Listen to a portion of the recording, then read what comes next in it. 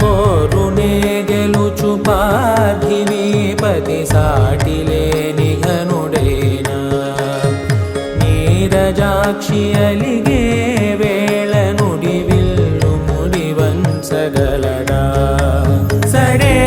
చాలు శత సైన్యాలు నడిపే ధీరుడైనా వసుధావాణి మిథిలావేణి మది వెనుక పలుకు పలుకులెరుగగలడా నీలి మేఘములలో ధరణీ తేజం నయనాంతరంగములలో వననీనాదం